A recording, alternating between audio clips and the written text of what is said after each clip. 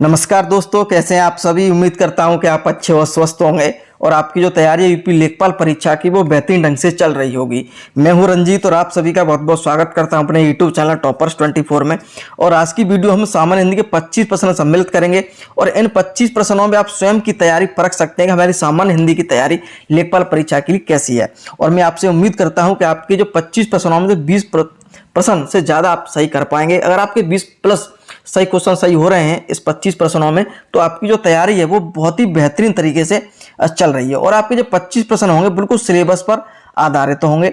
और जैसा कि आपको पता ही है कि ये पार्ट दूसरा है, उससे पहले भी मैं आपको 25 प्रश्न पहले पार्ट में करवा चुका हूं। तो अगर वो आपने वीडियो नहीं देखी तो उस वीडियो को आप अवश्य देखिएगा। और इस वीडियो आप पसंद आए तो एक बार लाइक शेयर जरूर करिएगा।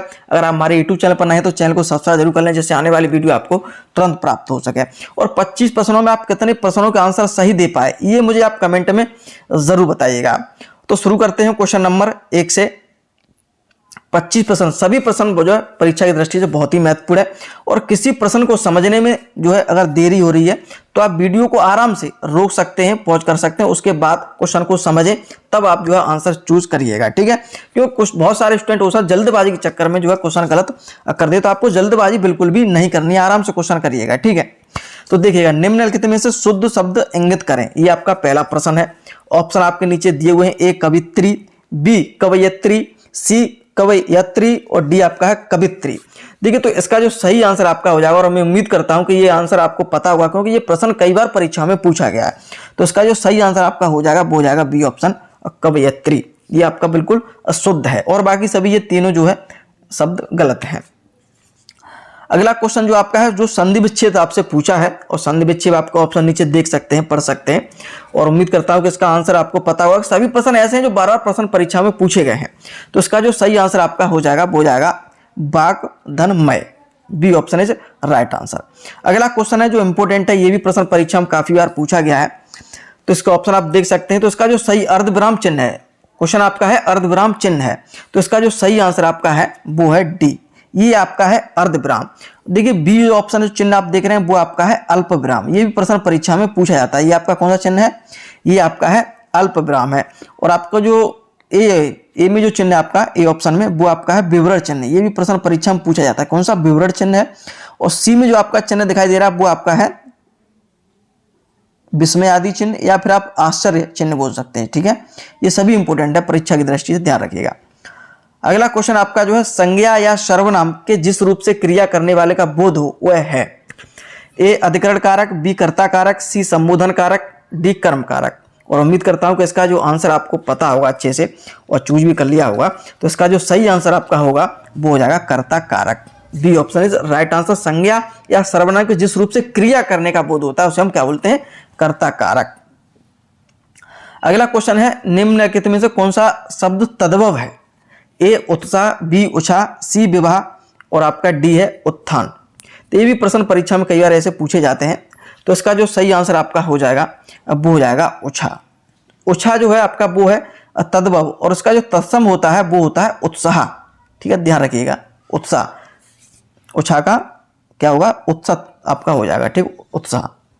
अगला क्वेश्चन है, दूध उजला होता है वाक्य में किस काल का बोध होता है?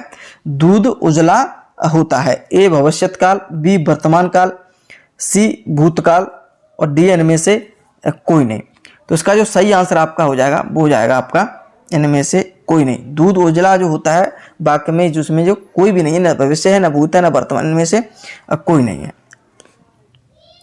अगला जो क्वेश्चन आपका है, स्वागत शब्द का संधि विच्छेद क्या है? ये भी प्रश्न कई बार परीक्षा में पूछा गया है, इंपोर्टेंट है। तो ऑप्शन आप देख सकते हैं, पढ़ सकते हैं। तो इसका जो सही आंसर आपका हो जाएगा वो हो जाएगा सुधन आगत, ठीक है, डी ऑप्शन। अगला क्वेश्चन आपका जो है,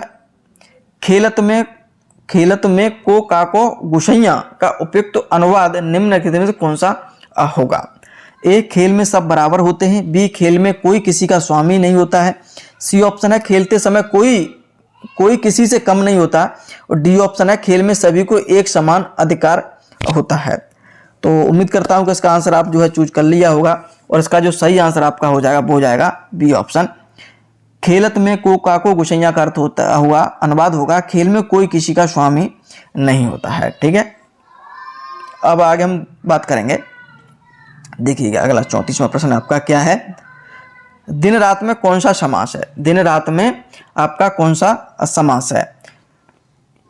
ए द्विगु, बी कर्मधारय, सी द्वंद्व और आपका डी है तत्पुरुष समास है। ठीक है, तो इसका जो सही आंसर आपका हो जाएगा वो हो जाएगा द्वंद्व। रात दिन में आपका होगा द्वंद्व समास होगा। ठीक है, ध्यान रखिएगा। बहुत सारे स्टूडेंट पिछले जो मैंने आपको सेट कराया था उसमें बहुत सारे स्टूडेंट बोल रहे थे कि समास आपका जो सिलेबस में नहीं है, तो इसमें प्रैक्टिस सेट में समास दिया है। एक दो क्वेश्चन आपको देखने को मिल जाएंगे, सभी प्रैक्टिस सेट में ऐसा नहीं है। तो लेकिन छोटे छोटे जो टॉपिक हैं वो आप जरूर बेसिक जानकारी आप जरूर रखिएगा, चाहे सिलेबस में है या नहीं है। ठीक है, ध्यान रखिएगा। अगला क्वेश्चन है, निम्नलिखित में कौन सा शब्द विदेशी है?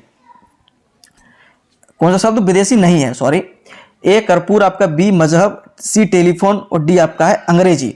तो इसका जो सही आंसर आपका हो जाएगा अब वो हो जाएगा ए कर्पूर। देखिए ये आपका तत्सम शब्द है, ये विदेशी शब्द नहीं है। ठीक है, और इसे इसका हम तद्भव बताएंगे तो कपूर होता है, कपूर। ठीक है, ध्यान रखिए, यही प्रश्न कई बार परीक्षा में पूछा गया है। अगला क्वेश्चन है, पुष्प का पर्यायवाची नहीं है यहाँ पे। और ए सुमन, बी प्रसून, सी कुसुम और डी आपका है निलय।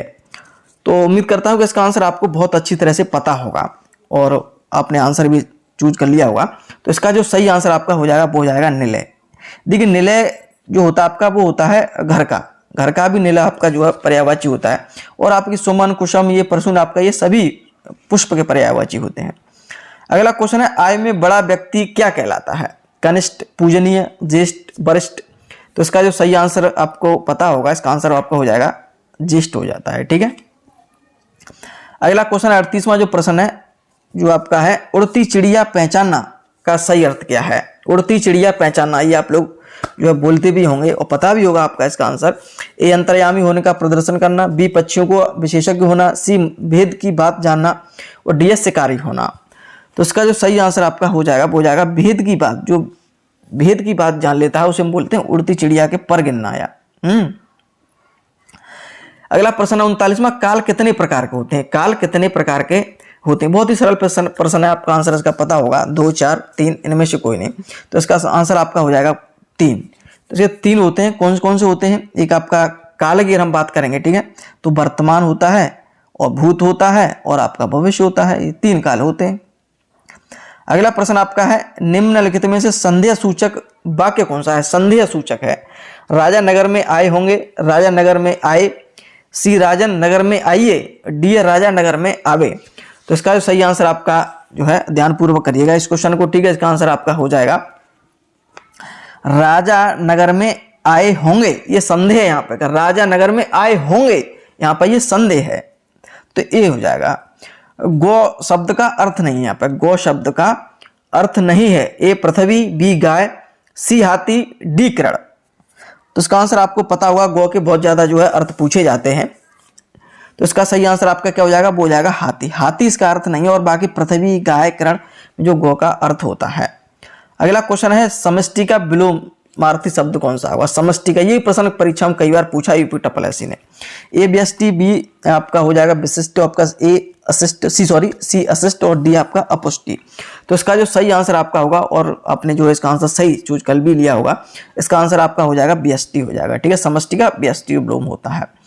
अगला क्वेश्चन है, व्युत्पत्ति, उत्पत्ति या व्युत्पत्ति की दृष्टि से शब्द कितने भेद होते हैं? शब्द के जो है कितने भेद होते हैं? तो इसका जो सही आंसर आपका हो जाएगा अब वो हो जाएगा 4। तो इस व्युत्पत्ति की दृष्टि से शब्द के कितने भेद होते हैं? वो होते हैं आपके 4 होते हैं। अगला क्वेश्चन है, देवनागरी वर्णमाला में स्वरों की संख्या कुल कितनी है? इसका आंसर तो आपको निश्चित रूप से पता ही होगा, ए 9, बी 10, सी 11, डी 12। तो इसका सही आंसर आपका क्या हो जाएगा? वो जाएगा 11। अगला क्वेश्चन है 45वां जो प्रश्न आपका है वो है, राजभाषा हिंदी की संवैधानिक स्थिति के अनुसार कौन सा कथन यहाँ पर गलत देखना है? हिंदी भाषी राज्यों प्राप्त हिंदी पत्रों का उत्तर हिंदी में दिया जाएगा।